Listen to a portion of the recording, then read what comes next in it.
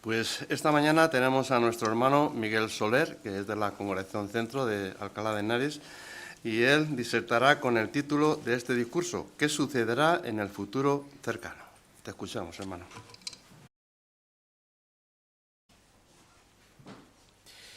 ¿Alguna vez te han hecho esta pregunta? ¿Cómo te ves dentro de 5 años? O quizás ¿cómo te ves dentro de 10 años? O si eres padre o madre, ¿alguna vez te han hecho la pregunta de cómo crees que va a ser el futuro de tus hijos? ¿Por qué nos interesa tanto a los seres humanos saber qué va a ocurrir en el futuro cercano? Bueno, pues vamos a poner un caso, el caso de Ronald Wayne, ¿no? Allá en el año 1976 a Ron le dieron el 10% de una compañía electrónica y le dijeron que su trabajo era diseñar los productos de esa compañía. Pero poco tiempo después tomó la peor decisión de su vida. Vendió ese 10% de sus derechos por tan solo $800, ¿no? Sobre esta decisión él mismo declaró: había baches en el camino y yo no podía arriesgarme, así que según él no merecía la pena el esfuerzo. ¿Cuánto iba a lamentar saber que esa compañía acabó llamándose Apple y crecería hasta convertirse en la mayor compañía tecnológica y más influyente de toda la historia? Así que conocer el futuro nos puede ayudar a ahorrarnos muchos problemas y nos puede ayudar a tomar buenas decisiones que beneficien a nuestra familia. Por ejemplo, ¿no creéis que a los habitantes de Valencia les hubiera gustado saber que una dana iba a arrasar toda la ciudad? Pues seguramente sí, ¿no? Si lo hubieran sabido con horas de antelación, seguramente se hubieran preparado para ese acontecimiento. Así que podemos extraer una primera idea acerca de esto. La gente quiere conocer el futuro para poder estar preparada para lo que va a venir. El problema es la fuente de información. ¿Dónde vamos a buscar esa información sobre el futuro? Muchos acuden a métodos técnicos, ¿no? Acuden a científicos de prestigio, a analistas financieros, a supuestos expertos o gurús que dicen que saben lo que va a ocurrir, las tendencias mundiales de futuro, pero hay otros que van más allá. No les sirven los métodos técnicos y van a métodos más místicos o sobrenaturales. Acuden a la astrología, al horóscopo, al tarot, a la lectura de la mano. ¿Cuál es el problema que tienen estos métodos? Pues que realmente no son métodos fiables, no predicen con exactitud el futuro. Entonces, ¿nos damos por vencidos? ¿Es imposible saber qué va a ocurrir en el futuro? Pues no, porque hay alguien que sí conoce el futuro. De hecho, es el único que puede predecir lo que va a ocurrir. Vamos a verlo. Si me acompañáis al libro de Isaías, al capítulo 46, vamos a leer los versículos 9 y 10 para identificar quién es. Isaías 46, versículos 9 y 10 dice: acuérdense de las cosas anteriores de mucho tiempo atrás, de que yo soy Dios y no hay otro. Yo soy Dios y no hay nadie como yo. Desde el principio yo predigo el final y desde mucho tiempo atrás cosas que todavía no se han hecho. Yo digo, mi decisión se mantendrá y haré cualquier cosa que yo desee. Identificamos quién es el que puede predecir el futuro con exactitud. Dice la Biblia que el Dios verdadero es el único que predice el futuro. Dice el versículo 10 que desde el principio Él es capaz de predecir el final. O al final del versículo dice, haré cualquier cosa que yo desee. Así que podemos decir que es el único que tiene la capacidad de hacer que las cosas sucedan. Él puede decir o decidir que algo va a ocurrir y cuando llegue ese momento, hacer que suceda. Ahora bien, con relación a Jehová y lo que hemos leído en este versículo, alguien podría preguntarse: ¿cómo podemos saber o estar seguros de que realmente esto ya lo ha hecho Jehová? Que ha predicho algo y ahora se ha cumplido. Bueno, pues podemos responder que Jehová ha dejado registradas en su palabra, la Biblia, profecías que ahora en este tiempo se han cumplido con una exactitud sorprendente. Y esto convierte a la Biblia no solo en un libro de historias como la gente piensa, sino en una guía confiable para el presente, pero también para el futuro. Vamos a analizar brevemente dos de estas profecías que Jehová dijo hace tiempo y ahora nosotros somos testigos de ese cumplimiento. La primera profecía tiene que ver con el comportamiento de la gente durante los últimos días. ¿Dónde podemos encontrar esta profecía? Bueno, pues en la segunda carta a Timoteo, en el capítulo 3, los versículos del 1 al 5, el apóstol Pablo, sin tener estudios de psicología, sin haber hecho un estudio de sociología de la sociedad en el futuro, predijo con descripción muy gráfica, actual y realista cómo serían las características y la forma de ser de las personas en los últimos días. Citando de la profecía dice: solo se amarían a sí mismos, serían amantes del dinero, arrogantes, no amarían a sus familias, no estarían dispuestos a llegar a ningún acuerdo o aparentarían ser religiosas cuando en realidad serían todo lo contrario. Por destacar una característica negativa de la profecía, algo que ha ido empeorando a lo largo de los años y que también la Biblia menciona, en la misma profecía nos dice que la gente no tendría autocontrol en este tiempo. ¿Es eso correcto? ¿Es eso cierto? Bueno, pues basta con que miremos las noticias a nuestro alrededor un día y podemos ver personas que reaccionan con violencia desmedida por una simple discusión, quizás de tráfico, en la comunidad de vecinos, en la calle. Gente muy joven que arruina su vida en segundos por el estilo de vida que lleva o por subir algo impulsivo a las redes sociales. O cantidad de adicciones porque mucha gente no sabe decir basta, ¿no? El mundo que nos rodea nos dice haz lo que quieras sin pensar en las consecuencias, pero esto ha dejado un rastro de familias rotas, de deudas innecesarias y de mucho arrepentimiento. Pero la Biblia, como hemos visto, ya lo había dicho, y hoy estamos viendo el cumplimiento más que nunca. Otra profecía que demuestra que Jehová realmente sí predice el futuro tiene que ver con una serie de sucesos mundiales que marcarían la presencia invisible de Jesucristo durante lo que la Biblia llama la conclusión del sistema. ¿Dónde podemos encontrar esta profecía? Pues acompañadme, vamos al Evangelio según Mateo. Vamos a Mateo en el capítulo 24 y nos centraremos en los versículos 6 hasta el 8. Allí Jesús describe una señal compuesta por varios acontecimientos que marcaría la conclusión del sistema y hablando a sus discípulos dice el versículo 6, ustedes oirán de guerras y noticias de guerras. Cuidado, no se alarmen porque estas cosas tienen que suceder, pero todavía no es el fin. Porque peleará nación contra nación y reino contra reino, y habrá hambre y terremotos en un lugar tras otro. Todo esto es el principio de grandes sufrimientos. ¿Qué predijo Jesús? ¿Qué predijo la Biblia? Pues Jesús, hablando en el versículo 7, habla de que se levantaría reino contra reino, que habría guerras, ¿no?, por toda la tierra, que también habría hambre, habría terremotos en un lugar tras otro. En Lucas 21:11, Jesús dijo que también habría epidemias como parte de esta señal. Bueno, pensando en esta señal, ¿verdad que estamos viviendo el cumplimiento de esta profecía o incluso algunos de nosotros hemos sufrido las consecuencias o vivido las consecuencias de alguna de estas señales? Seguro que sí, pero vamos a pensar detalladamente en un rasgo de la señal. En el versículo 7 Jesús dijo que habrá hambre.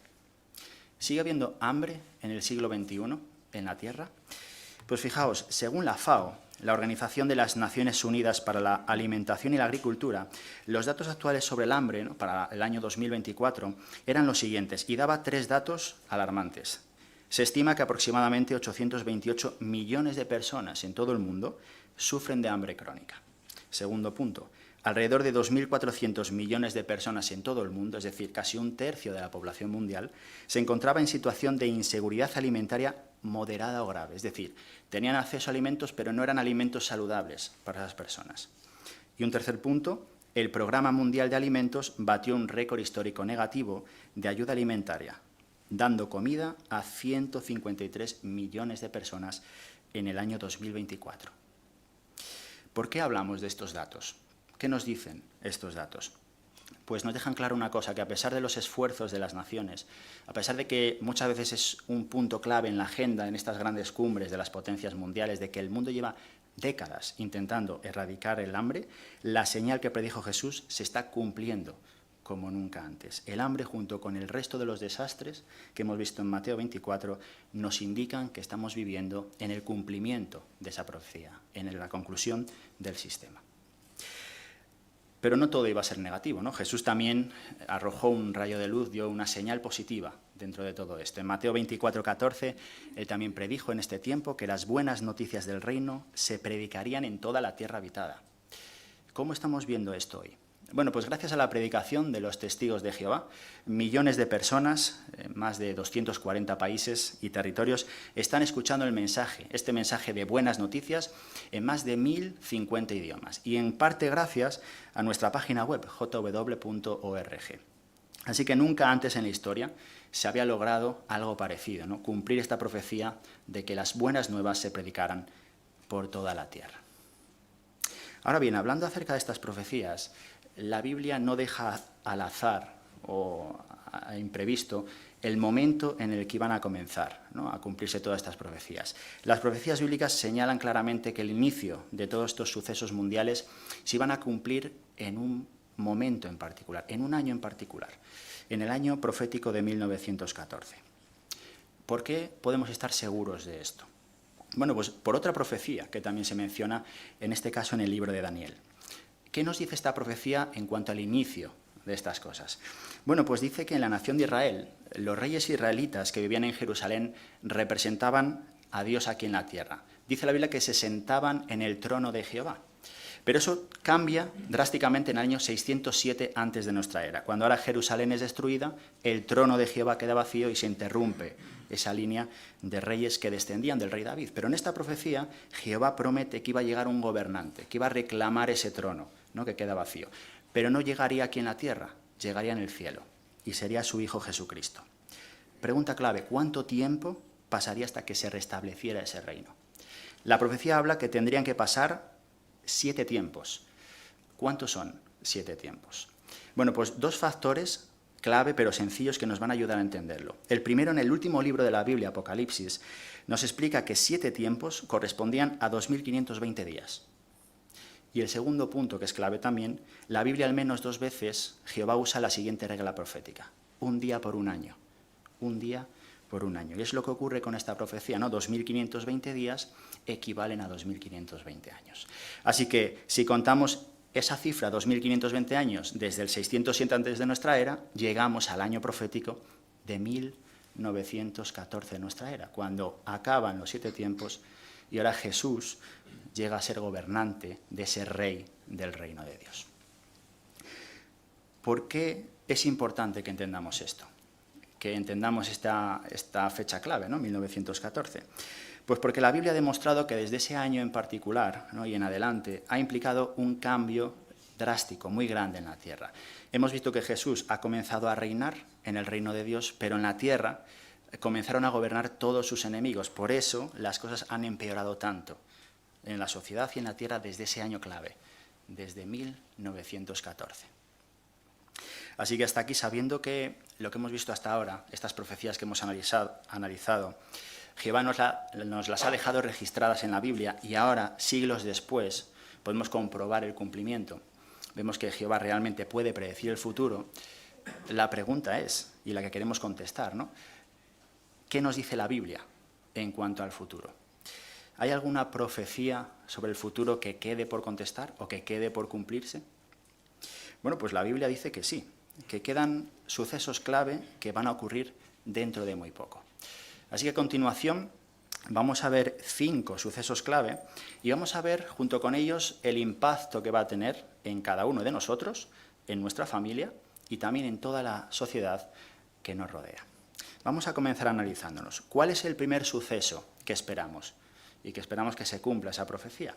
Pues acompañadme, vamos a leerlo en la primera carta a los Tesalonicenses. Primera carta a los Tesalonicenses, capítulo 5, y leemos versículos 2 y 3. Si lo tenéis allí, dice: porque ustedes saben muy bien que el día de Jehová vendrá exactamente como un ladrón en la noche. Cuando ellos estén diciendo paz y seguridad, entonces vendrá sobre ellos destrucción repentina, como los dolores de parto de una mujer embarazada, y de ninguna manera escaparán. Podemos ver la imagen número 1, por favor. ¿Cuál es este primer suceso que predice la Biblia? Pues como vemos en pantallas es la proclamación o el anuncio a nivel mundial de paz y seguridad. ¿Qué es lo que no sabemos acerca de este anuncio? Pues no sabemos realmente qué va a llevar a las naciones a hacer este anuncio. Tampoco sabemos si va a ser una declaración conjunta o una serie de declaraciones por todo el mundo. O como vemos en la imagen, tampoco sabemos si realmente los líderes políticos, religiosos, en este caso, se van a unir a los líderes políticos para hacer ese anuncio. Pero ¿qué es lo que sí sabemos? ¿Qué dice la Biblia? ¿Qué hemos leído? Pues sí sabemos que este anuncio va a ser una total mentira a escala mundial. No va a haber paz y seguridad. Al contrario, como leímos en el versículo 3, será la señal de que el día de Jehová está a punto de comenzar. Muchas gracias por la imagen. ¿Qué ocurrirá inmediatamente después de esta declaración de paz y seguridad? Bueno, pues vamos a verlo. Vamos a ver el segundo suceso y si me acompañáis, por favor, a Apocalipsis, en el capítulo 17. Y ahí de forma simbólica Jehová nos explica cuál es este segundo suceso. Apocalipsis 17 y vemos el versículo 16, por favor. Dice: los 10 cuernos que viste y la bestia salvaje odiarán a la prostituta y la dejarán en ruinas y desnuda. Se comerán su carne y a ella la quemarán por completo con fuego. Bueno, ¿qué va a ocurrir después de esa declaración? Bueno, pues podemos decir que ocurrirá la destrucción del imperio mundial de la religión falsa, de Babilonia la Grande. ¿Cómo la llama el libro de Apocalipsis? Pues si os habéis fijado, la llama o la equipara a una prostituta. ¿Por qué? Porque lleva siglos, milenios, cometiendo inmoralidad sexual con las naciones de la tierra, ¿no? Mezclándose e involucrándose en asuntos políticos, cosa que no tenía que haber hecho desde el principio. Pregunta, ¿quién va a ser la encargada de atacar y destruir a Babilonia la Grande? Pues podemos ver la segunda imagen, por favor. Dice el versículo que hemos leído, una bestia salvaje de color escarlata con 10 cuernos. El libro de Apocalipsis mismo nos ayuda a entender que esta bestia es la ONU, la Organización de las Naciones Unidas. Y los 10 cuernos que menciona al principio el versículo son los gobiernos actuales que están apoyando ahora a la ONU. Según la ilustración, ¿cómo va a ser ese ataque? ¿No? Y según lo que hemos leído, pues va a ser un ataque repentino, va a ser un ataque violento, un ataque inesperado no solo para Babilonia la Grande, sino para todo el mundo, que pensará que es imposible que un imperio así vaya a ser destruido. Así que las naciones van a demostrar por qué odian tanto a esta prostituta simbólica. Dice el versículo, saquearán todas sus riquezas, la van a devorar y por último la quemarán por completo, eliminándola y destruyéndola para siempre. Muchas gracias por la imagen. Así que pensáis en ese tiempo, ¿no? Cuando no haya ninguna religión falsa, solo quede una religión en la tierra, la religión verdadera. ¿Os imagináis cómo será esa época? Será la única que habrá sobrevivido a la destrucción de todas las religiones y seguirá adorando a Jehová como Él quiere. Pero ¿qué va a pasar en ese tiempo? ¿Qué va a ocurrir cuando se dé esa situación? Bueno, pues vamos a ir a ver el tercer suceso. Y ahora nos vamos al libro de Ezequiel, por favor, para ver este tercer suceso. Y nos vamos al capítulo 38 de Ezequiel. Y leemos versículos 2 y luego el 11. Ezequiel 38, versículo 2 nos dice, Hijo del hombre, enfréntate a Gog de la tierra de Magog, el cabecilla principal de Mesec y Tubal, y profetiza contra él. Versículo 11 nos dice, dirás, invadiré la tierra de poblaciones indefensas, vendré contra los que viven seguros, sin que nada los altere. Todos ellos viven en poblaciones indefensas, sin murallas, ni barras, ni puertas. Así, ¿qué nos dice la Biblia acerca de este tercer suceso que estamos esperando? Bueno, el versículo 2 nos habla de un personaje clave. Habla allí de Gog, de la tierra de Magog. ¿Quién es este personaje? Bueno, pues la Biblia nos ha ayudado a entender que es una combinación, una coalición de naciones que harán planes para atacar al pueblo de Dios. Podemos ver la imagen número 3, por favor. ¿Por qué las naciones se pondrán de acuerdo en atacar al pueblo de Dios?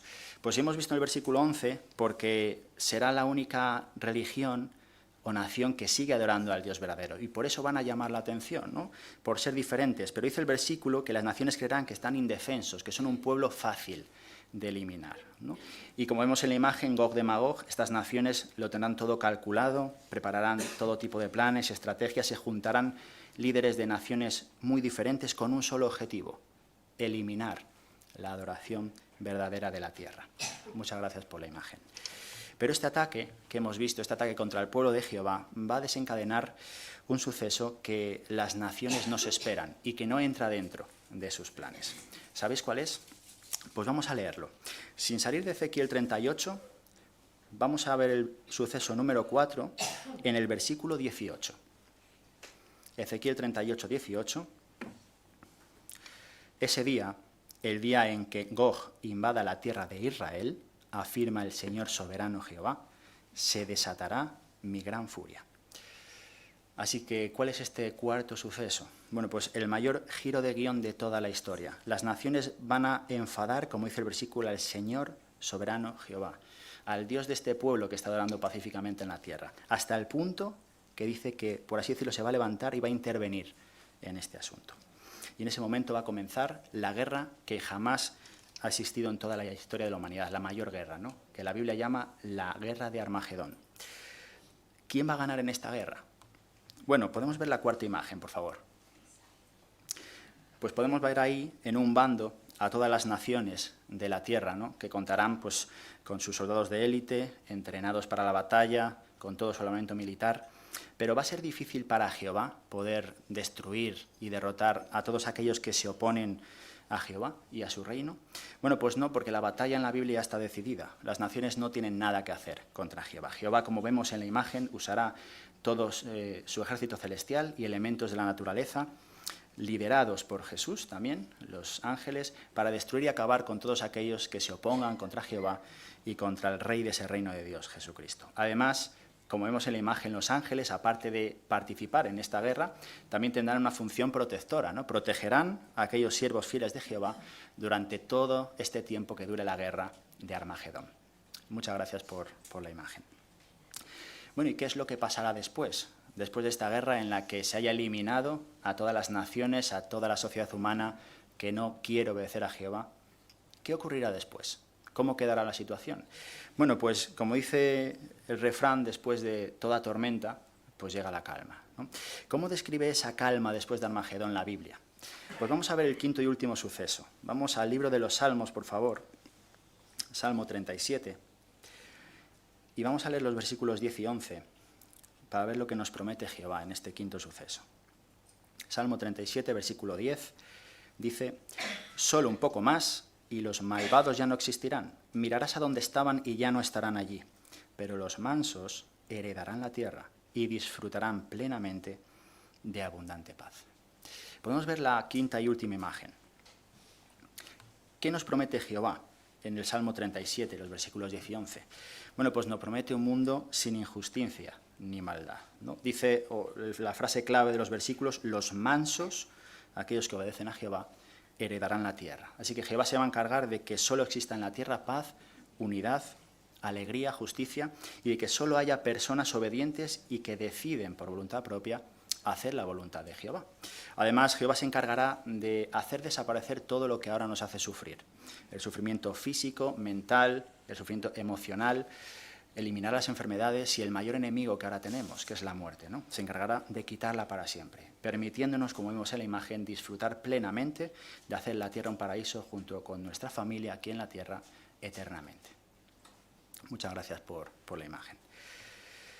Bueno, ¿en algún momento te imaginabas, en algún momento, que este futuro iba a ser así? ¿Que Jehová nos promete un futuro de esta manera? ¿Te imaginabas que iba a ser así o de otra manera? Bueno, ¿por qué Jehová nos da todos estos detalles sobre el futuro con tanta claridad? ¿Por qué lo hace? Bueno, porque realmente no quiere que ninguno de nosotros se quede sin esperanza, ¿no? Como un Padre amoroso, como un Dios de amor, Él nos advierte de los sucesos que van a ocurrir dentro de muy poco tiempo, porque quiere dos cosas: quiere que nos preparemos y quiere que sobrevivamos a lo que va a venir en el futuro. Así que la pregunta hoy, más vital que nunca, es: ¿qué puedo hacer yo personalmente para poder prepararme para lo que vendrá en el futuro? ¿Qué puedo hacer yo desde ahora? Bueno, pues si tuviéramos que resumir la pregunta o contestarla con una frase sería: tenemos que obedecer a Jehová. Pero Jehová nos da algún detalle más en la Biblia. Nos dice lo que ahora tenemos que hacer para poder estar en ese futuro que nos ha prometido. Vamos a verlo. Vamos al libro de Sofonías. Vamos a Sofonías capítulo 2 y leemos los versículos 2 y 3, por favor. Sofonías 2, versículo 2 y 3, si lo tenéis allí, dice: «Antes de que se cumpla el decreto, antes de que el día pase como la paja llevada por el viento, antes de que caiga sobre ustedes la ardiente furia de Jehová, antes de que caiga sobre ustedes el día de la furia de Jehová, fijaos ahora, busquen a Jehová, todos ustedes los mansos de la tierra, los que obedecen sus justos decretos, busquen la justicia, busquen la mansedumbre. Probablemente se les oculte durante el día de la furia de Jehová». Así que hemos identificado las cosas que Jehová nos pide, que podemos hacer ahora para estar preparados. Básicamente podríamos decir que son tres, ¿no? Y se ubican en el versículo 3. La primera: busquen a Jehová, buscar a Jehová. ¿Cómo podemos buscar a Jehová? Bueno, pues podemos decir que es estudiando la Biblia, ¿no? Y teniendo una relación personal y estrecha con Jehová, cada día más fuerte. Así que no basta con leer quizás de manera superficial la Biblia, sino que tenemos que leer, tenemos que meditar, tenemos que llegar a conocer el modo de pensar, de sentir, de actuar de Jehová y ahora poner en práctica lo que nos dice en su palabra la Biblia. También tenemos que pedir la guía de su Espíritu Santo cada día y ahora ser humildes y ceder a la dirección de ese Espíritu Santo. De esta manera le estamos demostrando a Jehová que lo buscamos cada día, que queremos obedecer sus mandatos. ¿Qué más nos dicen los versículos que hemos leído? Pues más o menos en el versículo 3, a mitad del versículo nos dice, busquen la justicia también. ¿Qué es buscar la justicia? ¿O de qué manera podemos hacer esto? Pues básicamente es aprendiendo, obedeciendo y defendiendo las normas justas de Jehová durante toda nuestra vida.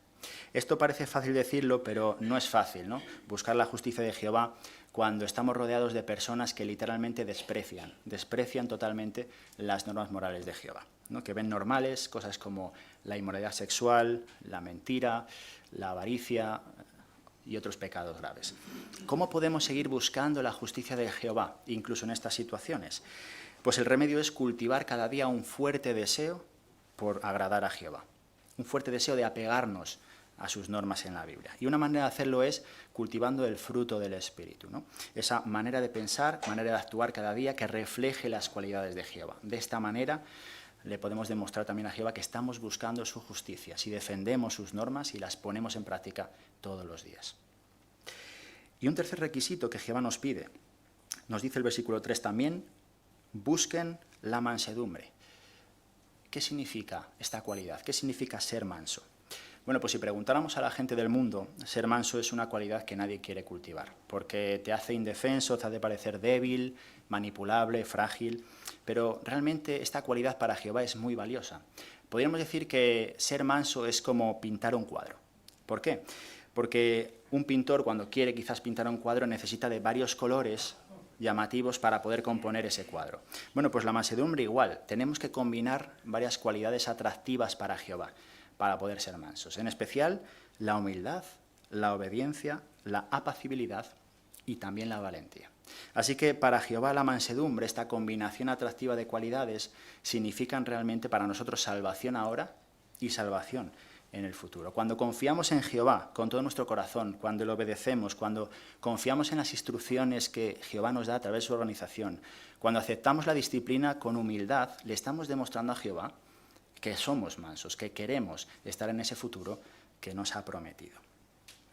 Así que Jehová, en estos versículos, nos ha demostrado con claridad lo que espera de nosotros, ¿no? Para que estemos preparados. Si damos estos pasos, si buscamos a Jehová, si buscamos la justicia de Jehová y si buscamos la mansedumbre, somos mansos, le estaremos demostrando a Jehová que ahora Él es nuestra fortaleza en este sistema.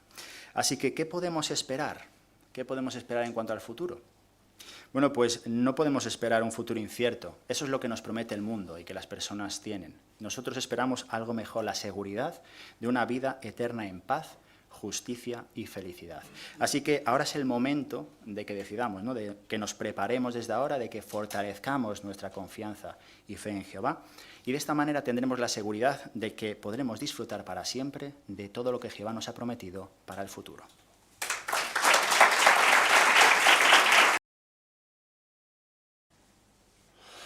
Pues te damos muchas gracias, hermano Miguel, por este interesante discurso.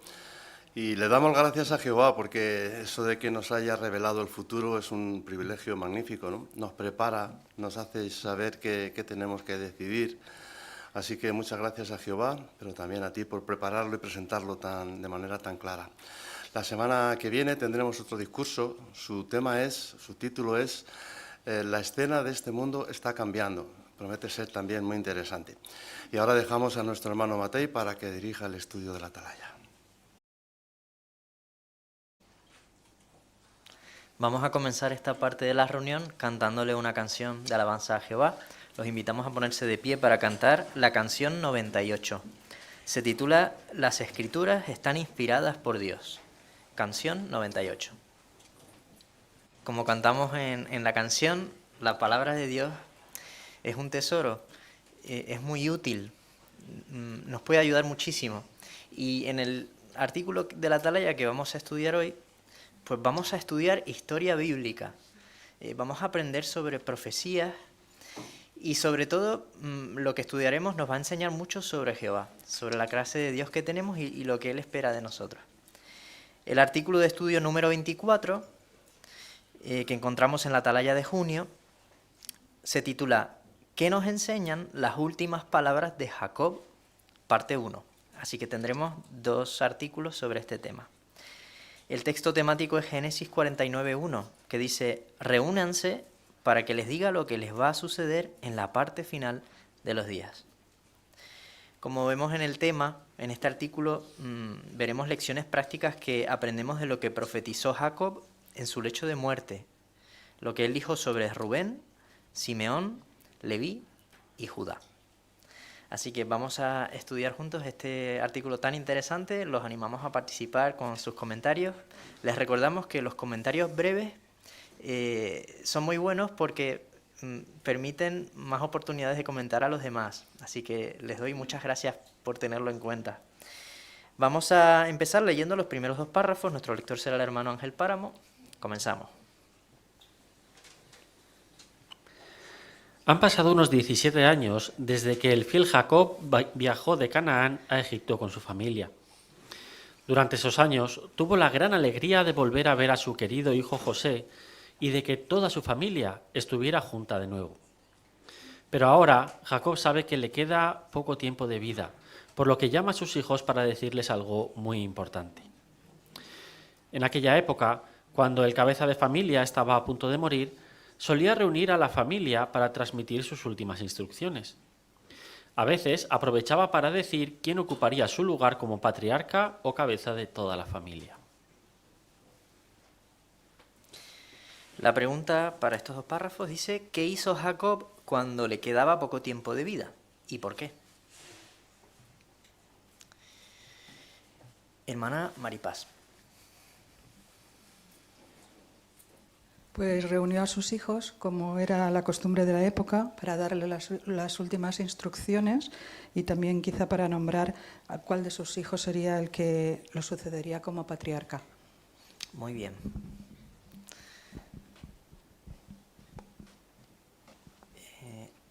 Hermana Sara, por favor.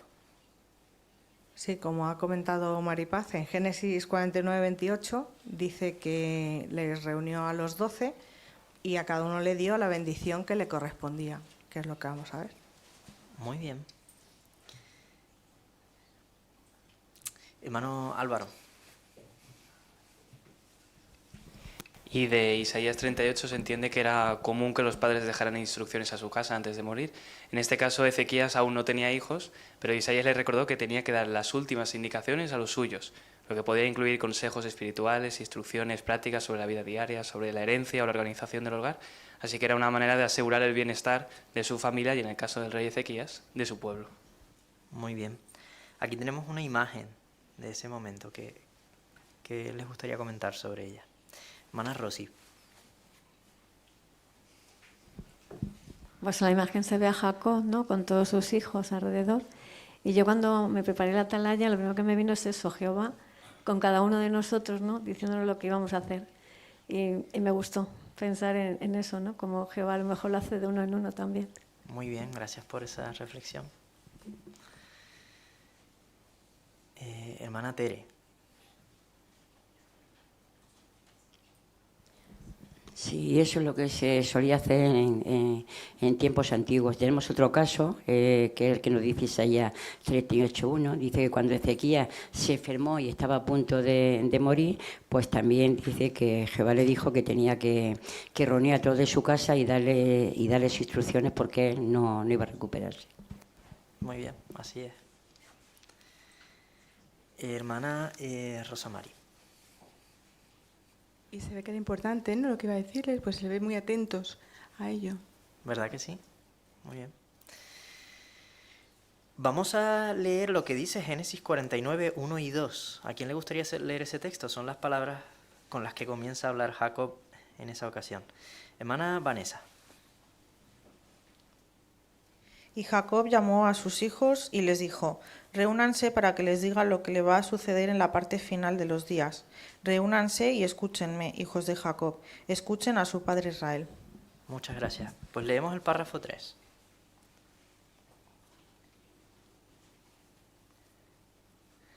Esta reunión fue especial.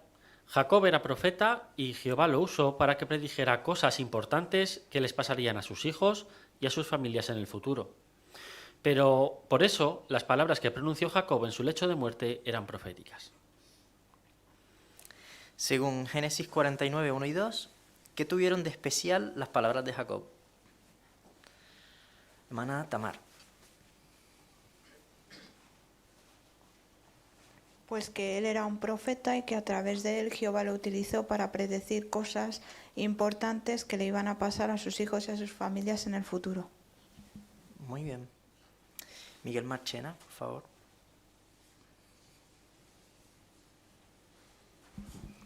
Lo especial es que no eran consejos de un padre en su lecho de muerte a sus hijos, sino eran palabras proféticas inspiradas por Dios. Así es. Leemos el siguiente párrafo, el 4. En este artículo analizaremos lo que Jacob les dijo a 4 de sus hijos: Rubén, Simeón, Leví y Judá. En el siguiente artículo veremos lo que les dijo a sus otros 8 hijos varones. Las palabras de Jacob iban dirigidas a sus hijos y también a sus descendientes, que con el tiempo se convertirían en la nación de Israel. Vamos a ver cómo se cumplió lo que profetizó Jacob repasando la historia de Israel. También vamos a sacar lecciones valiosas que nos ayudarán a agradar a nuestro Padre Celestial, Jehová. ¿Qué analizaremos en este artículo?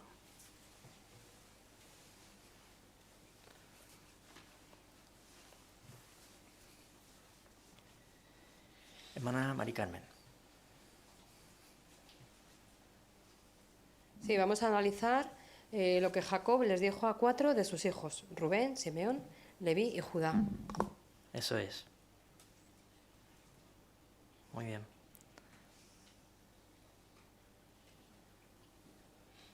Hermana Isaura.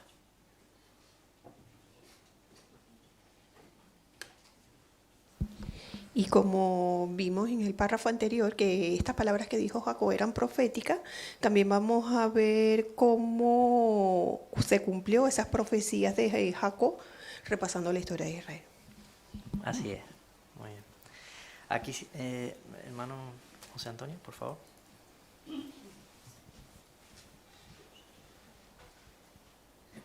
Y también después de cada caso vamos a ir viendo lecciones muy valiosas que sin duda nos van a ayudar para agradar a Jehová. Muy bien. Aquí se nos dice que nos fijemos en el recuadro la familia de Jacob. Ya tenemos un comentario. Hermano Ángel, por favor. Sí, solamente este recuadro nos va a ayudar mucho durante la consideración del artículo, porque vamos a ver precisamente de qué esposa era hijo cada uno de los que vamos a hablar, cómo se relaciona eso con algunos de los sucesos que sucedieron durante su vida, o que incluso luego después en la historia de Israel, ¿no? Así que tenerlo presente durante el artículo nos ayudará a entenderlo mejor. Eso es. Muy bien, muchas gracias. Pues comenzamos con este análisis tan interesante. Empezamos con el primer hijo, Rubén. Párrafo 5. Jacob primero habló con Rubén y le dijo: tú eres mi primogénito. Como Rubén era el hijo mayor, es probable que esperara recibir una porción doble de los bienes de su padre. Quizá también esperaba ser el patriarca de la familia después de la muerte de su padre y que esa responsabilidad siempre la heredarán sus descendientes.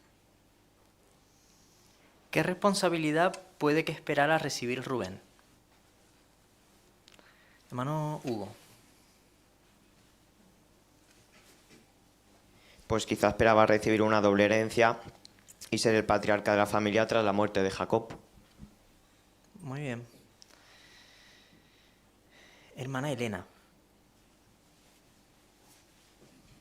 Y era algo natural el que esperara eso. Si nos vamos a la guía de estudio y vemos en el tema de primogenitura, nos dice que bajo el sistema patriarcal el hijo mayor se convertía en el cabeza de familia a la muerte de su padre y que además pues no solo heredaba el puesto del padre al representar a la familia ante Jehová, sino que recibía una bendición especial. Así que eso era natural que esperara Rubén esto. Muy bien, el contexto nos ayuda a entenderlo, muy bien. Hermana Paqui. Además vemos las palabras que su padre le dirigió en Génesis 49:3 cuando le dijo: tú eres mi primogénito, mi vigor y el primer fruto de mi capacidad reproductora. Tú eres superior en dignidad y fuerza. O sea que con esas palabras lo primero que podría pensar Rubén es que a él le correspondía esa parte, ¿no?, de la herencia doble, y no solamente para él, sino también para sus descendientes. Es verdad. Muy bien. Vamos a leer el siguiente párrafo, el 6. Sin embargo, Rubén perdió su derecho de primogénito. ¿Por qué? Porque unos años antes se había acostado con Bilhá, una concubina de su padre. Ella había sido sierva de Raquel, la esposa más querida de su padre. ¿Qué llevó a Rubén a acostarse con Bilhá? Él era hijo de la otra esposa de Jacob, Lea. Como Raquel ya había muerto, puede que Rubén pensara que si se acostaba con Bilhá, Jacob la despreciaría y ahora amaría más a Lea que a los demás. O puede que Rubén se sintiera atraído por Bilhá y no fuera capaz de controlar sus deseos. Sea como sea, a Jehová y a Jacob les desagradó muchísimo lo que hizo. Pues vamos a leer directamente de la Biblia lo que Jacob dijo sobre Rubén. Génesis 49, versículos 3 y 4. Hermana Gabriela, aquí delante.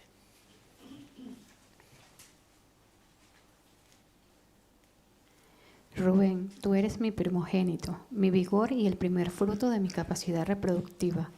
Tú eres superior en dignidad y fuerza, pero no sobresaldrás, porque fuiste impetuoso como las aguas turbulentas y te subiste a la cama de tu padre. En aquella ocasión deshonraste mi cama. De veras lo hizo. Muchas gracias. La pregunta es, ¿por qué perdió Rubén su derecho de primogénito? Hermano Nacho. Pues porque unos años antes él se había acostado con Bilhá. Ella era una concubina de su padre y había sido sirvienta de Raquel. Raquel era la esposa a la que más quería Jacob. En cambio él, pues a lo mejor para favorecer a su madre, a Lea, pues hizo este acto o simplemente porque no pudo contener sus deseos hacia ella. Muy bien. Eso es. Hermano Salvador. Sí, él actuó desde un punto de vista humano incorrectamente. ¿Por qué? Porque nos dice al final del párrafo de que tanto a Jacob como a Jehová no le gustó esa actitud, lo cual la actitud hay que cuidarla y él no la cuidó. Muy bien. Hermana Laura.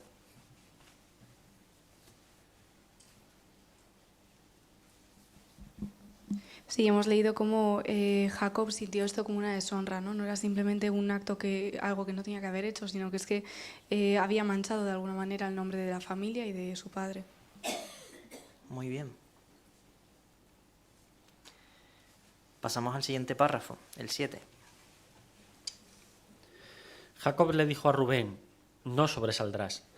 Y esas palabras se cumplieron. No hay registro de que algún descendiente de Rubén llegara a ser rey, sacerdote o profeta. Pero Jacob no rechazó a Rubén como hijo y sus descendientes llegaron a formar una tribu de Israel. Rubén había demostrado buenas cualidades en otras ocasiones y al parecer no volvió a caer en la inmoralidad sexual. ¿Qué pasó con Rubén y sus descendientes?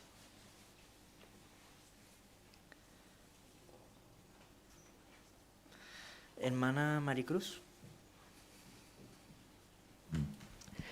Pues que Jacob lo que dijo se cumplió, ¿verdad? Le dijo que no sobresaldrás y esas palabras pues se cumplieron, porque no hay ningún registro de que algún descendiente de Rubén pues llegara a ser sacerdote o profeta. Pero claro, Jacob no rechazó a Rubén como hijo y a sus descendientes pues llegaron a formar parte de la tribu de Israel. Muy bien. Hermana Adriana.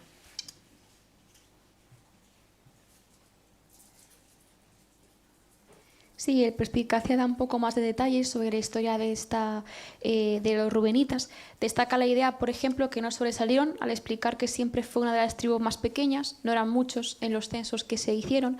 Tampoco tienen una posición predominante, por ejemplo, en el orden cuando desmontaban el campamento y salían o avanzaban, o cuando se inauguró el tabernáculo y hicieron ofrendas, tampoco destacó esta tribu. De hecho, es curioso porque cuando Coré se rebeló contra Moisés, 3 de los que lo siguieron eran rubenitas. On, Datán y Abirán eran de esta tribu, así que en ningún momento fue una tribu que destacara por nada particular. Muy bien. Hermano Julio.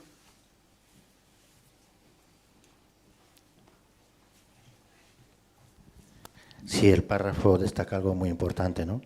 Dice que Rubén se arrepintió y que no volvió a cometer inmoralidad sexual, pero las consecuencias estuvieron ahí. Entonces eso nos enseña que siempre tenemos que pensar en las consecuencias de los actos. Así es. Hermana Patricia.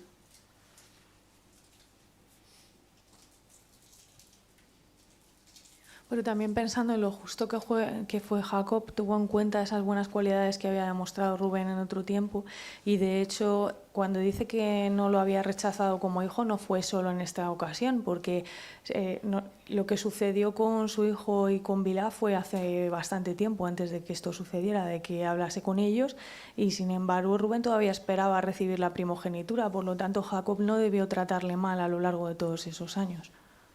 Buen punto. Hermana Alicia. Jehová siempre también ve el corazón de las personas, y como sabemos que estaba dando mensajes proféticos, según se muestra en el libro de Génesis, pues se vio que en otras ocasiones Rubén ayudó a su padre. Por ejemplo, cuando quisieron matar a José, pues sabemos que él dijo que no estaba de acuerdo con lo que se estaba haciendo. Y en el 42-37 también le dijo que prefería que mataran a sus hijos si no le traía de vuelta a Benjamín. Así que vemos que luego el corazón de él pues tampoco actuaba mal. Es verdad. Gracias por comentar esas partes del relato bíblico. Muy bien. Pues tenemos aquí un recuadro. Vamos a resumir lo que hemos visto. Estamos hablando de Rubén. ¿Cuál fue la profecía y cómo se cumplió?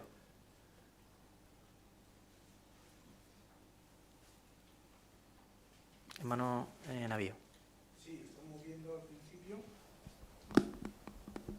En el 4 dice, no sobresaldrás, y de hecho se cumplió porque la tribu de Rubén fue siempre una de las menos numerosas de las 12 tribus que componían la nación de Israel. Muy bien.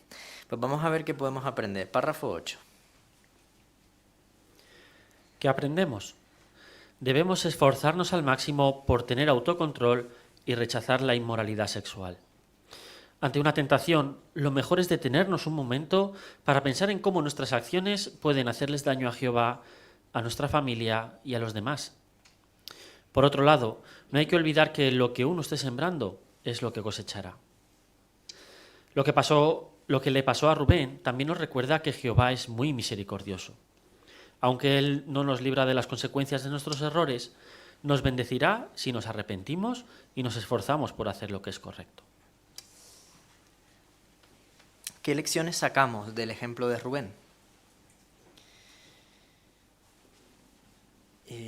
Hermana Jael, por favor.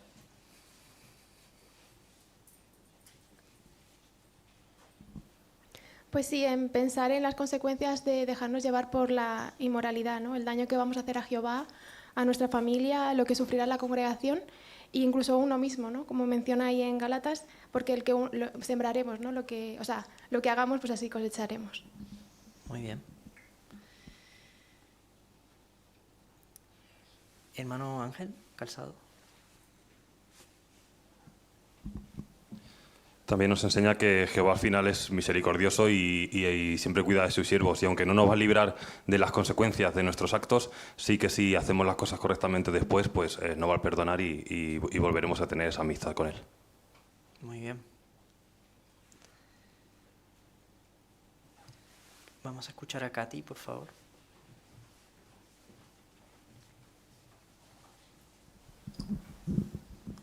también tenemos que tener en cuenta, como dice Gálatas 6:7, que nadie puede burlarse de Dios. Por eso, al tomar nuestras decisiones, tenemos que tener en cuenta lo que a Jehová le agrada. Así es. Muy bien. El párrafo menciona la cualidad del autocontrol. ¿Por qué piensan que es una cualidad valiosa esa?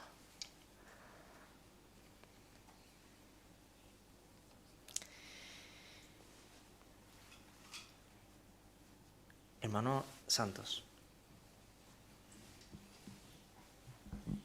Pues por cuando se ejerce el autocontrol, eso permite pensar en las consecuencias y entonces tomar decisiones acertadas. Uno se da cuenta a quién va a ofender, quién va a salir dañado, él mismo, su familia, la congregación y sobre todo Jehová, y eso le impide llevar a cabo lo que esté pensando de hacer el mal.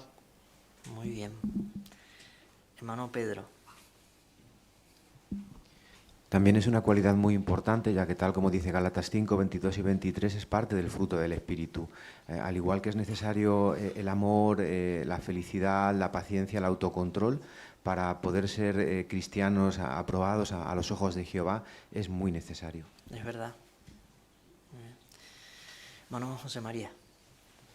Y también es una cualidad imprescindible para cuando estamos solos, porque acompañado es fácil seguir la inercia de actuar bien, portarnos bien, nos están mirando, pero de vez en cuando en la vida estamos solos y si uno tiene debilidades y no tiene control es fácil que caiga en ellas. Así es una cualidad imprescindible para estar fuerte en sentido espiritual.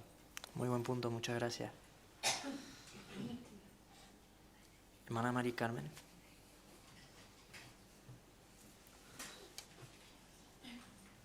El autocontrol es importante porque somos imperfectos y vamos a seguir siendo imperfectos en este sistema. Entonces el autocontrol es algo que hay que tener constantemente, porque constantemente somos imperfectos. Es súper importante el autocontrol. Es verdad, muy bien. Hermano Parán. Y además el autocontrol es como una especie de barrera antes de llegar a la inmoralidad sexual, porque hasta llegar a ese punto hay muchos pasos previos normalmente que llevan a esa situación. Pero si uno tiene autocontrol desde el principio, sabe controlar lo que son sus sentimientos, sus impulsos, sus deseos, pues posiblemente no dé ni el primer paso que lleve a cometer este pecado, así que sin duda que es muy importante. Así es. Pues vamos a leer lo que Jacob le dijo a los siguientes dos hijos, Simeón y Leví. Génesis 49, 5 a 7. ¿Quién le gustaría leer esos versículos? Génesis 49, 5 a 7. Hermana Juani, por favor.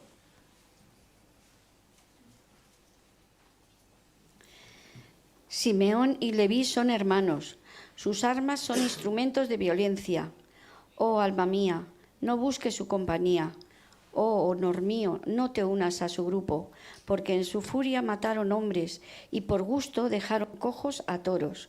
Maldita sea su ira, porque es cruel, y maldita sea su furia, porque es despiadada. Yo los dispersaré en Jacob, los esparciré en Israel.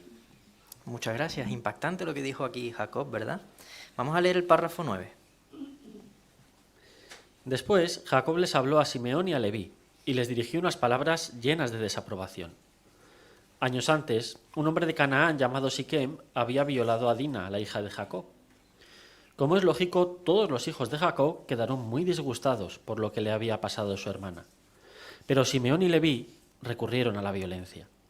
Los hijos de Jacob engañaron a los hombres de Siquem diciéndoles que vivirían en paz con ellos si se circuncidaban.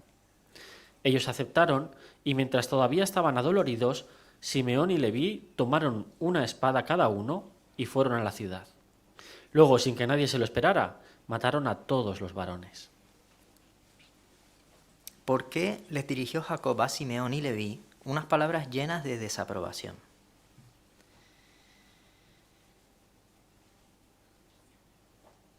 Hermano Asier. Porque cuando acontecieron los sucesos referentes a su hermana Dina, ellos se valieron tanto de engaños como de violencia para intentar vengarse de estos actos, ¿no? Y vemos que aprovecharon una situación de debilidad de los hombres de Siquem que ellos mismos produjeron para coger la espada y acabar con todos los hombres. Eso es. Hermana Mayeli. Y esta desenfrenada matanza de los varones que vivían en Siquén fue un castigo en verdad excesivo. Y por eso su padre Jacob pues denunció y maldijo entonces esta expresión de cólera incontrolada. Entonces, aunque la cólera esté justificada, como era el caso, pues puede ser peligroso y producir malos resultados si no es controlada. Muy bien. Hermano Ciro, por favor.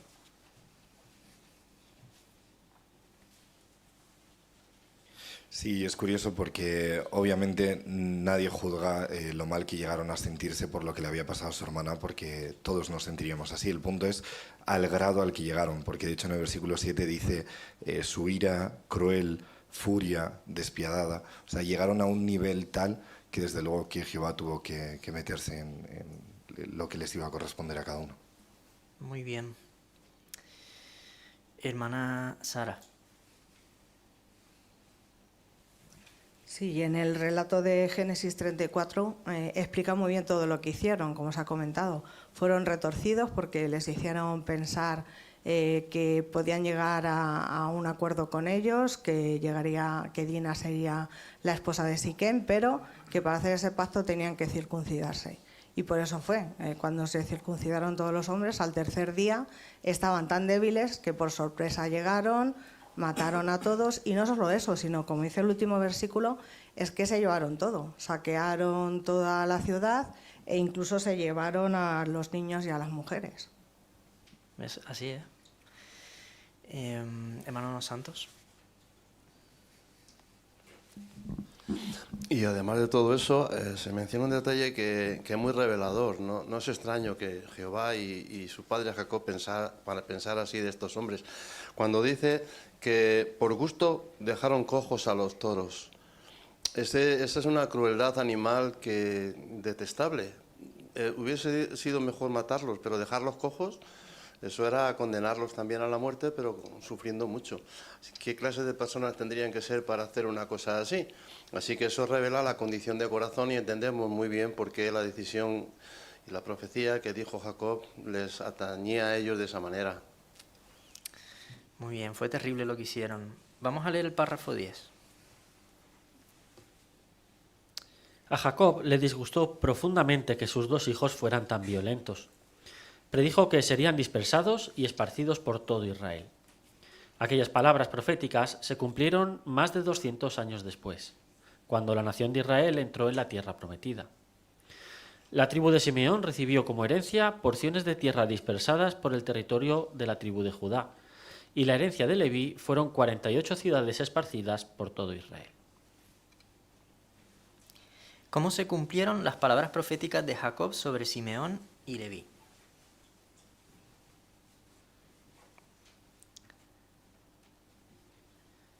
Hermana Gabriela.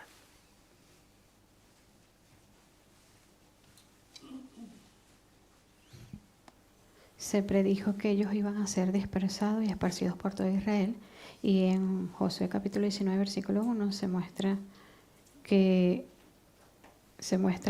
200 años después, cuando iban a tener la herencia, la tribu de Simeón recibió como herencia porciones de tierras dispersadas por todo el territorio de la tribu de Judá. Y en el caso de la herencia de Leví, ellos fueron 48 ciudades esparcidas por todo el territorio de Israel. Entonces se cumplió lo que se había predicho. Muy bien. Vamos a ver qué podemos aprender. Leemos el párrafo 11.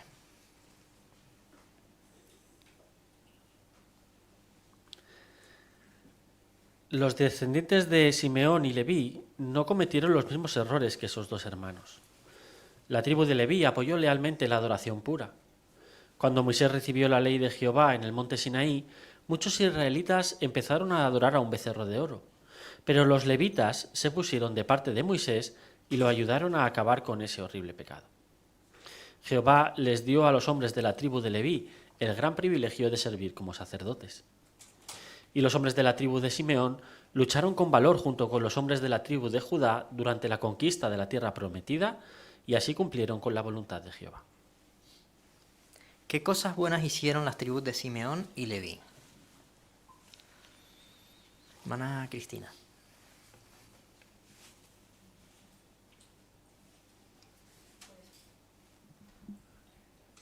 Pues por un lado la tribu de Leví apoyó lealmente, ¿no? Porque cuando Moisés recibió la ley, muchos israelitas empezaron a adorar un becerro de oro. Sin embargo, los levitas pues, se pusieron de parte de Moisés y lo ayudaron a acabar con todo aquello.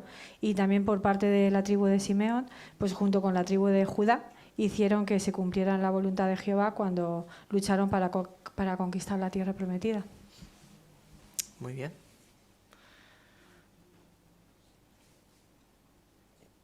Hermana Patricia. El relato de Éxodo nos da algunos detalles más. Por ejemplo, dice que fueron todos los levitas los que apoyaron a Moisés. Y también lo difícil que fue apoyarle en aquel momento, porque Moisés lo que indicó fue que tenían que tomar la espada y matar a lo largo de todo el campamento a todos los culpables. Y aquel día murieron 3.000 personas. Así que ponerse del lado de la adoración pura en aquel momento fue bastante duro, pero lo hicieron todos. Muy bien. Hermano Almorox. Luego también Jehová le dio a la tribu de Leví el privilegio de que sirviesen como sacerdote en vez de los primogénitos del resto de las otras tribus. ¿Es verdad? Muy bien.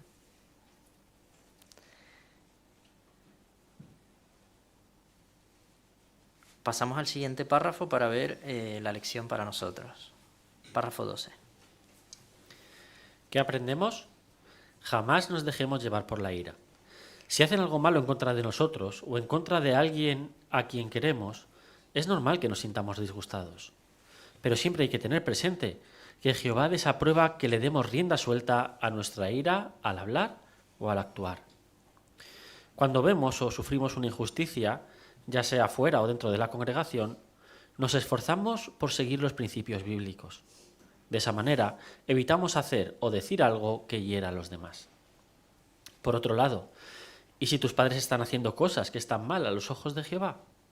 ¿Estás condenado a seguir su mal ejemplo? Para nada. No pienses que eres un caso perdido y que es imposible contar con la aprobación de Jehová.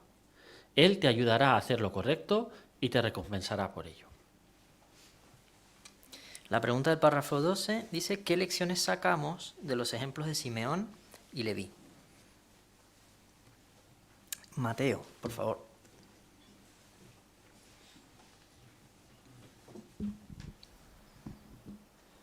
Jamás nos dejemos llevar por la ira si hace algo malo en contra de nosotros o en contra en alguien a que queremos.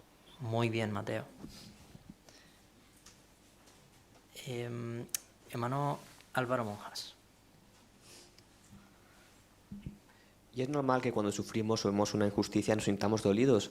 Sin embargo, si nos esforzamos por poner en práctica principios bíblicos como son el de Salmos 4:4, al no caer en el pecado cuando nos alteramos, de esta forma evitaremos hacer o decir algo que solo cause más daño a más gente. Muy bien. Hermano Cámara. Y otra razón la encontramos en Santiago 1:20, cuando dice que la ira de hombre no produce justicia a Dios. Así que es un acto que claramente Jehová lo desaprueba. Así es. Hermano Juan Carlos.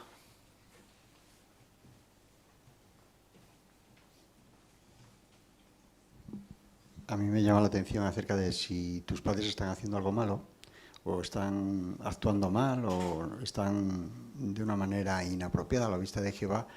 Tú ya estás condenado a seguir su ejemplo. Pues la cuestión es que el ejemplo de los descendientes hemos visto que no, y por lo tanto que eso es algo que puede ayudar a los hijos y a los descendientes a que efectivamente Jehová nos mira personalmente y que personalmente nos va a cuidar, a ayudar y a guiar.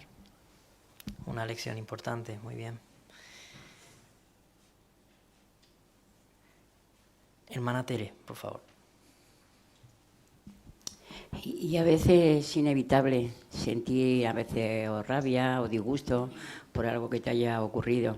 Pero en texto el Salmos 4.4 es un salmo muy bonito, que a mí me encanta. Dice que cuando se altere, no peque, diga lo que quieran en su corazón, estando en la cama, y calle. Decirle las cosas a Jehová, Jehová nos comprende, Jehová sabe nuestro corazón, sabe lo que hay y deja en la mano de Jehová. Y de esa manera pues nos comportamos como Él quiere, de una manera digna. Muy bien, gracias por comentar el texto de Salmo. Hermano Agustín. Y se nos anima en el párrafo a pensar siempre en principios. Cuando pasamos por cualquier circunstancia, como que alguien nos hace algo, etcétera, ¿qué principio puedo aplicar aquí? ¿Qué principio vendría bien? Ahora en el párrafo se nos dan 3 citas, ¿no? De dejar la venganza para Jehová, de no devolver mal por mal, etcétera. Si pensamos en principios, seguro que reaccionaremos bien. Muy bien. ¿Les viene a la mente algún otro principio bíblico que podamos aplicar en circunstancias parecidas? Hermana Paqui. A mí me viene a la cabeza el hacer por otros lo que nos gustaría a nosotros que nos hicieran. Siempre si pensamos en eso, vamos a ver el bienestar de los demás, no el nuestro. Muy bien. Hermana Rosy, por favor.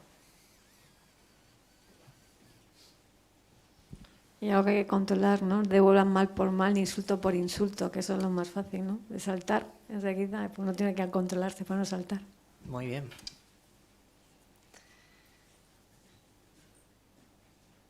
Hermana Rosa Mari, por favor. Y claro, como perfecto que somos, a veces tendemos a sacar un poco de mala intención o devolver mal por mal. Se me dice el párrafo que debemos esforzarnos por seguir cumpliendo con los principios bíblicos. O sea, el esfuerzo es algo que se hace pensando en que eso va a ayudarnos a poder controlarnos. Hace falta esfuerzo. Muy bien. Hermano Álvaro. Las ostras, cuando perciben algo como una agresión o molestia, lo que hacen es añadir nácar a esa agresión y la van convirtiendo en una perla. De algo molesto o irritante consiguen algo precioso, y eso es lo que nos anima a 1 de Pedro 3.9. ¿Recibimos una ofensa? Pues devolvemos eso con una bendición, es decir, somos amables, considerados, como bien se ha comentado, y esa respuesta pacífica pues es preciosa a los ojos de Jehová y también a los ojos de nuestros hermanos. Muy bien, seamos como las ostras. Muy bien. Hermana Patricia.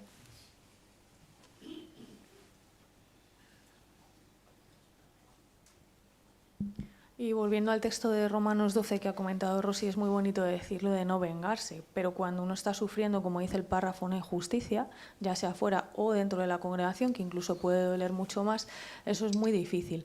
Lo que nos recuerda el siguiente versículo es que eso no significa que no haya que hacer nada, sí, hay que dejar las cosas en manos de Jehová porque suya es la venganza, Él lo ve todo y cuando Él considere y de la manera que Él considere, pondrá las cosas en su sitio.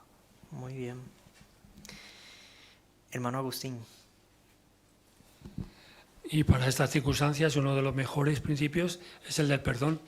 O sea, es nuestra facultad la de perdonar y es un principio bíblico. Entonces, si podemos, ¿por qué no perdonar? Muchas gracias por comentar esos principios bíblicos. Vamos a seguir con el siguiente hijo, Judá. Párrafo 13. Entonces le llegó el turno a Judá. Después de escuchar lo que Jacob les dijo a sus hermanos mayores, es posible que estuviera preocupado. Y no era para menos, porque él también había cometido errores graves. Saqueó la ciudad de Siquem junto con sus hermanos. Participó en vender a José como esclavo y luego en engañar a su padre. Tiempo después, tuvo relaciones sexuales con su nuera Tamar, pensando que ella era una prostituta. ¿Por qué es posible que Judá estuviera preocupado cuando le llegó su turno de escuchar a Jacob? Hermana Marta, cámara. Sí, porque él también había cometido errores graves. Es verdad que no actuó en la matanza de sus hermanos, pero sí saqueó la ciudad de Siquem junto con ellos. Y luego también participó en vender a José como esclavo y luego engañar a su padre. Muy bien.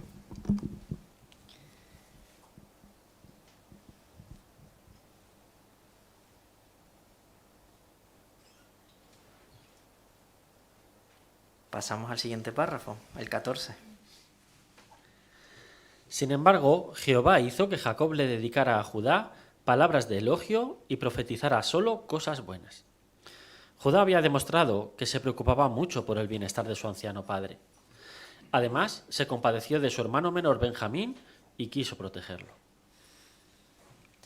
Muy bien, pues vamos a leer lo que Jacob le dijo a Judá, Génesis 49, 8 y 9. Hermana Estefanía, por favor. A ti, Judá, tus hermanos te alabarán. Pondrás tu mano sobre el cuello de tus enemigos. Los hijos de tu padre se inclinarán ante ti. Judá es un cachorro de león. Tú, hijo mío, subirás desde donde tienes la presa. Él se ha agachado y se ha estirado como un león. ¿Y quién se atreve a despertar a un león? Muchas gracias, muy bien. La pregunta dice, ¿qué le dijo Jacob a Judá? ¿Y qué cosas buenas había hecho Judá?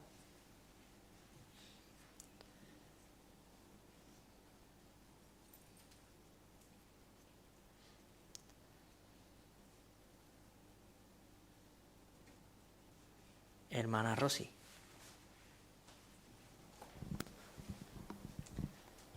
Pues él le dijo palabras de elogio y que iba a profetizar solo cosas buenas, ¿no? Y además dijo que él había sido una persona que se había preocupado mucho por el bienestar de su anciano padre, se compadeció de su hermano Benjamín y quiso protegerlo, por eso su padre le elogió. Eso es, muy bien. Hermana Jael.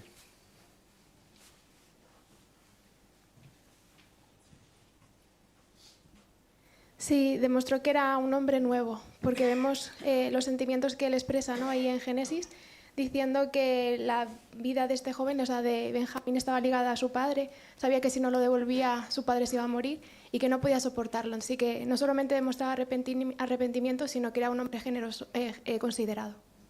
Muy bien.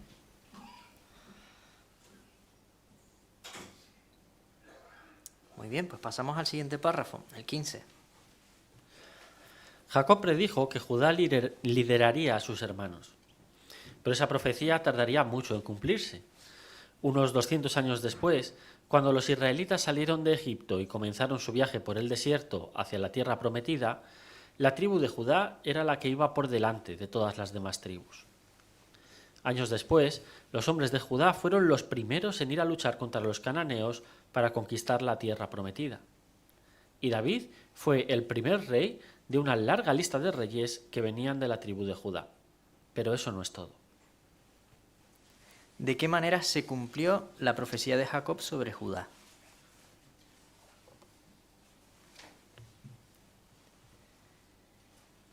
Hermana Alicia Cuadrado.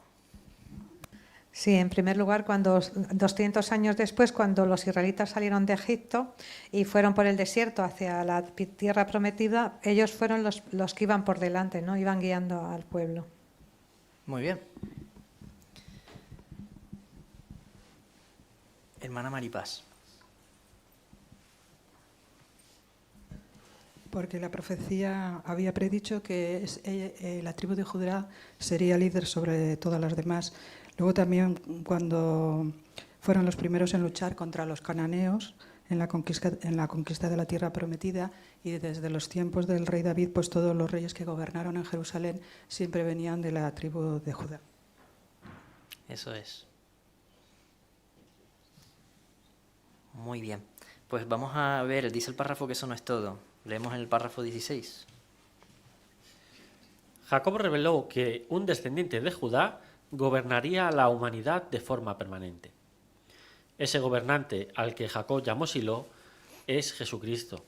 Hablando de Jesús, un ángel dijo: Jehová Dios le dará el trono de David su padre. Y a Jesús también se le llama el león de la tribu de Judá. Muy bien, vamos a leer lo que dice Génesis 49:10 y la nota. Génesis 49:10 y la nota. ¿A quién le gustaría leerlo?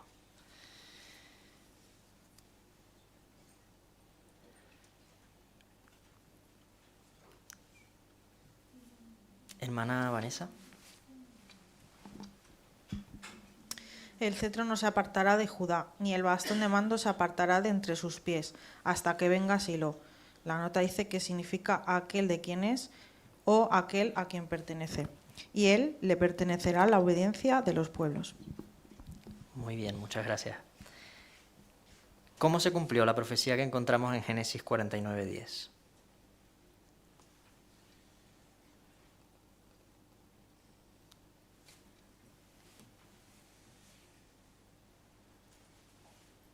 Hermana Juani.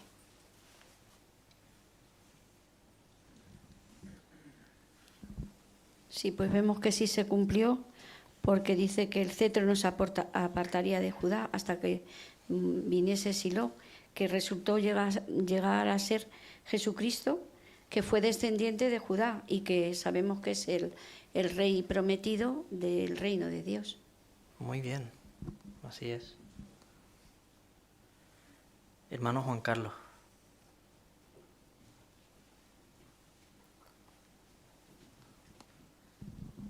Y en Apocalipsis 5:5, pues ahí en ese capítulo tan especial, está hablando acerca del león de la tribu de Judá, refiriéndose a Jesús, y luego aparece ante el trono de Jehová. La cuestión es que se cumple la profecía que se le dijo. Eso es. Muy bien. Muy bien, pues vamos a ver qué podemos aprender nosotros. Párrafo 17. ¿Qué aprendemos? Jehová siempre se fija en las cosas buenas de sus siervos. Él bendijo a Judá, aunque cometió errores graves. Puede que los hermanos de Judá se sorprendieran y se preguntaran qué había visto Jehová en él. No sabemos si eso fue así, pero lo que sí sabemos es que Jehová se fijó en las virtudes de Judá y lo recompensó por ellas. ¿Cómo podemos imitar el ejemplo de Jehová? Debemos quedarnos con lo bueno de nuestros hermanos. Si alguno recibe una responsabilidad importante, tal vez nuestro primer impulso sea centrarnos en sus imperfecciones. Pero recordemos que Jehová sin duda está muy contento con él porque ve sus buenas cualidades. ¿Cómo podemos imitar a Jehová?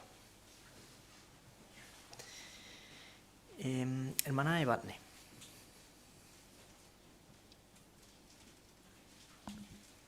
Pues como vemos, Jehová bendijo a Judá a pesar de los errores graves que había cometido, porque se centró en las virtudes que tenía.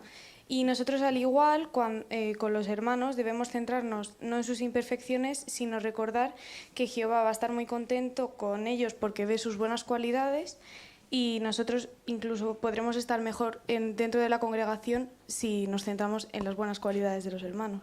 Muy bien.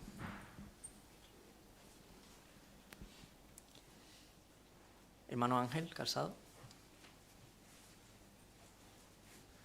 Al final también, como comentaba Paqui antes, ¿no? Tendremos que tratar como nos gustaría que nos tratasen a nosotros. Quizás nosotros en el pasado hayamos cometido algún pecado grave, estemos trabajando por mejorar o hayamos mejorado y no queremos que nos juzguen por lo que nos ha pasado en el pasado. Entonces no hagamos eso nosotros con nuestros hermanos cuando quizás hayan trabajado muchísimo y hayan cambiado muchas cosas para poder llegar a tener esos privilegios. Muy bien. Hermano Toledo. Y es que la imperfección nos lleva precisamente a eso, a ver los defectos y no a ver las cualidades. Siempre se ha puesto el ejemplo si en una hoja de papel blanco ponen un puntito de color negro. Solamente vemos el puntito de color negro, no vemos lo blanco.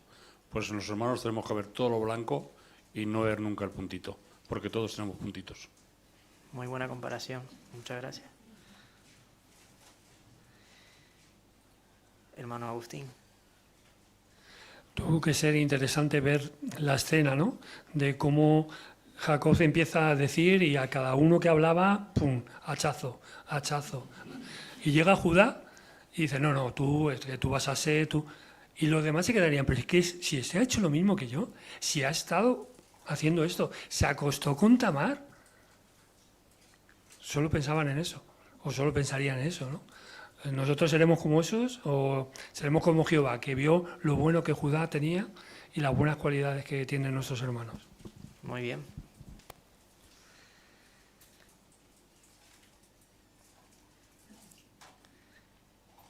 Muy bien. Hermana Vanessa, por favor. Me llama mucho la atención, ¿no?, que con todo lo que bien ha comentado Agustín que hizo Judá, no solo Jehová no le maldijo, se podía haber quedado ahí, sino que le bendijo por sus cosas buenas, ¿no? Así que esto me enseña que no solo no quedarnos o no tratar mal a los hermanos por que nos caigan mal o porque hagan ciertas cosas, ¿no? Sino ir más allá como Jehová y hacer cosas buenas y ayudar a nuestros hermanos. Muy buena lección.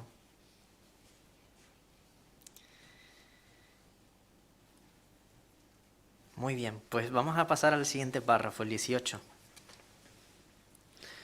Otra lección que aprendemos de la experiencia de Judá es que tenemos que ser pacientes. Jehová siempre cumple sus promesas, pero no siempre lo hace de la manera y en el momento que esperamos. La tribu de Judá no empezó a liderar al pueblo de Dios de inmediato, pero apoyó lealmente a los líderes que Jehová nombró, como Moisés, Josué o el rey Saúl, que eran de la tribu de Leví, Efraín y Benjamín respectivamente. Hagamos lo mismo y apoyemos a quienes Jehová elige para guiar a su pueblo hoy en día. ¿Por qué tenemos que ser pacientes? Por videoconferencia, Salma.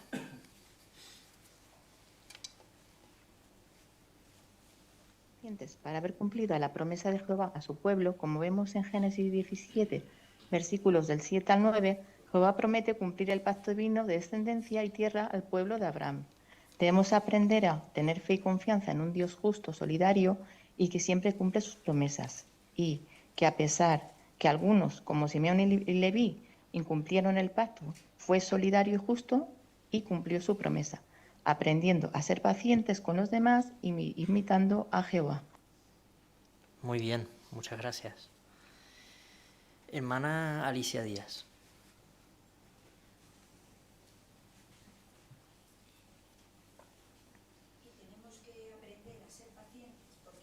Por regla general, los humanos somos impacientes en todo. Entonces, pensar que Jehová siempre lo hace, no con cuando nosotros pensamos que debe de hacerse, sino cuando Él ve que es el momento que se debe de hacer, como en el caso de Judá, no empezó nada más decir que iba a liderar al pueblo, pero sin embargo Judá, como dice aquí, apoyó a los que puso a Jehová por delante, como fueron Moisés, cuando Josué y cuando Saúl, que no eran de las tribus precisamente de él. Así que hay que ser paciente porque lógicamente a veces sufrimos por esto y la paciencia es una cualidad que tenemos que cultivar porque a veces no es fácil. Muy importante la paciencia. Muy bien. Hermana Adriana.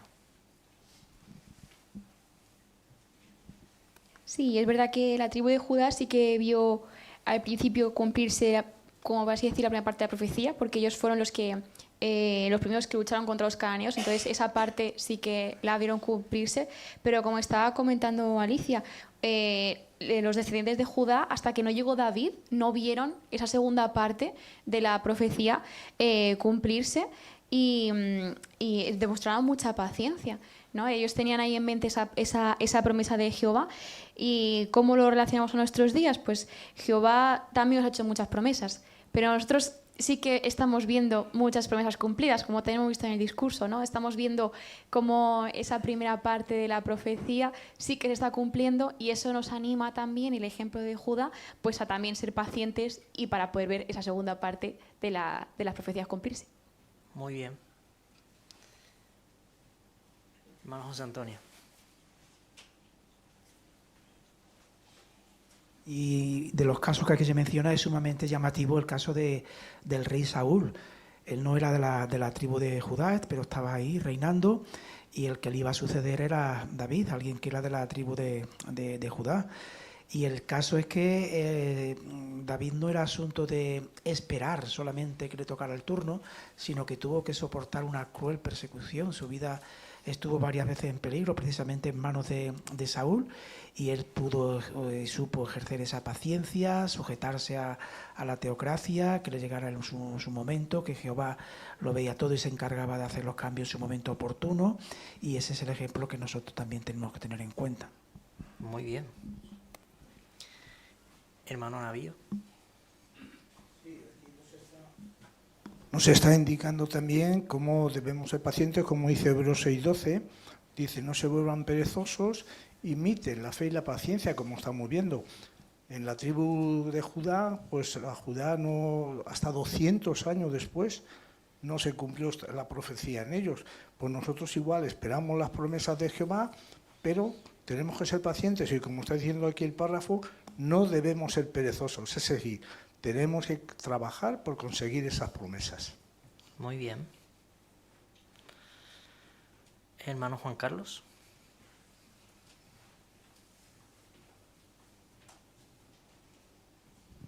Y Hebreos 6:12 también, continuando con el comentario de Navío, habla de la paciencia, pero también habla de la fe, de manera que tenemos que tener paciencia, pero ejerciendo la fe, de tal manera que tenemos la confianza en Jehová, sabemos que Él a su debido tiempo bendecirá, ya nos está bendiciendo con toda la información y todo el cuidado que nos está dando cada día, y la cuestión es que esa paciencia la unimos a la fe y nos hace sentir felices. En el caso de los descendientes, tuvieron que esperar mucho tiempo, como vemos, pero seguro que tuvieron esa fe que Jehová quería de ellos. Eso es, muy bien. Pasamos al último párrafo, el 19. ¿Qué hemos aprendido hasta ahora de la profecía que Jacob pronunció en su lecho de muerte? Por un lado, que Dios no ve las cosas como las ve el hombre. Por otro lado, aprendemos que Él es muy paciente y perdonador. No es permisivo con la mala conducta, pero tampoco espera que seamos perfectos. Incluso bendice a personas que han cometido errores graves en el pasado, pero se arrepienten de corazón y se esfuerzan por hacer lo correcto. En el siguiente artículo veremos qué les dijo Jacob a sus otros hijos. Muy bien, muchas gracias Ángel por la lectura. La pregunta del párrafo 19. ¿Qué nos enseña sobre Jehová la profecía que dio Jacob poco antes de morir? José Ángel, por favor. Sí, pues nos enseña por un lado que Dios no ve las cosas como las vemos nosotros, ¿no? Aprendemos de Él que Él es un ser paciente y perdonador, ¿no? No es permisivo tampoco con las cosas que se hacen mal, ¿no? Pero porque Él tampoco espera que nosotros seamos perfectos y eso le lleva a que si nosotros nos arrepentimos de forma de corazón, Él va a ver, eso lo va a ver y va a ser perdonador con nosotros también. Muy bien. Hermano Pedro. Sí, por destacar un poquito más la primera de las enseñanzas de que Dios no ve las cosas como las ve el hombre, ahí encierra una lección muy importante. De hecho, lo vimos en el ejemplo de Jacob. Seguro que muchos de sus hijos, cuando fue Jacob a hablar con ellos o cuando fueron ellos a hablar con él, tenían una esperanza distinta, pensaban que las cosas iban a salir de manera completamente distinta a lo que realmente ocurrió.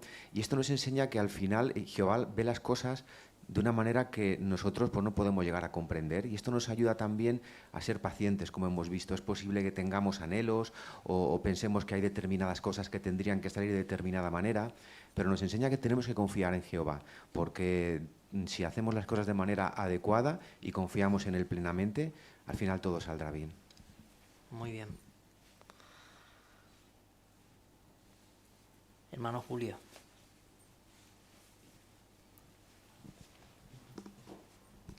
Es verdad que Jehová es muy amoroso con nosotros y perdonador, ¿no? Y bendice a quienes han cometido errores, pero Él ve el esfuerzo que uno hace, el deseo de cambiar, el deseo de hacer lo correcto. Eso es lo que Jehová ve en cada uno de nosotros y debemos esforzarnos por ello. Muy bien. Hermano Jodar. También hemos visto que algunas de las profecías que dio Jacob tardaron más de 200 años en cumplirse. También estamos viendo de que Jehová ha dado otras profecías para este tiempo del fin y no sabemos cuándo se cumplirán. Pero lo que sí sabemos es que las profecías de Jacob y demás se cumplieron. Tenemos que tener la garantía y la certidumbre de la que las profecías que Jehová también nos ha dado también se van a cumplir en el futuro. Por lo tanto, debemos estar atentos para que de esta manera podamos seguir haciendo la voluntad de Jehová y no nos pille desprevenidos. Muy bien, muy buena lección de este artículo. Hermana Rosy, por favor. Y siguiendo con el comentario de Pedro, yo recuerdo una vez un discurso que decía que incluso nosotros en oración le podíamos decir a Jehová que nos hiciera el favor de vernos como, como Él nos ve, ¿no? Y también le podemos pedir que nos haga ver a los hermanos como Él los ve, porque seguramente que así irá mucho mejor todo. Muy bien, buen consejo. Pues vamos a repasar lo que hemos aprendido con las preguntas de repaso. ¿Qué aprendemos de lo que Jacob les dijo a sus primeros 4 hijos? El primer hijo, Rubén. ¿Qué aprendemos de lo que Jacob le dijo a Rubén? Hermano Toledo.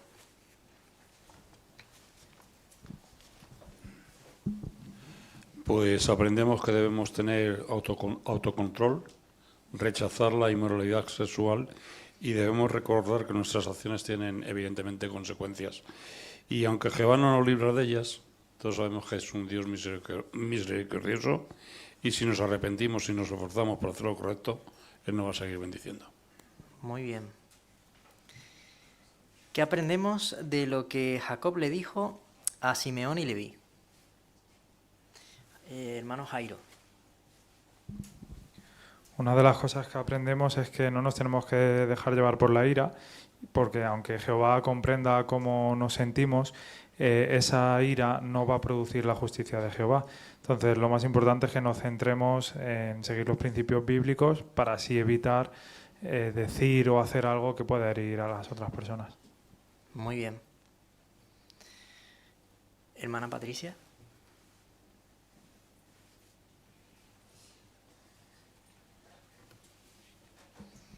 Y que nuestro pasado no tiene por qué condicionar nuestro futuro. Es decir, que por ejemplo en el caso de los jóvenes, si sus padres no sirven a Jehová o están haciendo cosas malas, ellos no tienen por qué seguir su ejemplo. Muy bien. ¿Y qué aprendemos de lo que Jacob les dijo a Judá?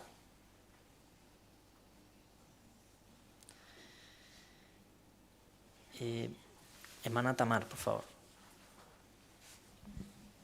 Que Jehová siempre se fija en las cosas buenas de sus siervos, aunque cometamos errores, y nosotros debemos imitarlo al tratar con nuestros hermanos. Muy bien. Hermano José María. Y otra cosa más es que como Jehová es el que ha creado las profecías, no nosotros, pues tenemos que ser pacientes para ver cómo las va construyendo y componiendo. Ni podemos añadir ni quitar nada. Muy bien. Pues muchas gracias a todos por sus comentarios. Un artículo muy interesante. Quizás podemos terminar fijándonos en la imagen esa que teníamos al principio, de ese momento en el que Jacob, poco antes de morir, habla con sus hijos. Y se comentó, ¿no? Los vemos ahí muy pendientes de lo que Jacob va a decir, ¿verdad? Prestando mucha atención. Pues nosotros queremos también prestar mucha atención de lo que Jehová nos dice. Jehová se encargó de que esto se pusiera por escrito en la Biblia. Aprendemos lecciones importantísimas y queremos ponerlas en práctica. La semana que viene vamos a aprender más lecciones sobre lo que él le dijo al resto de sus hijos. Vamos a terminar cantando una canción, la canción 124, que se titula Siempre fieles y leales. Canción 124.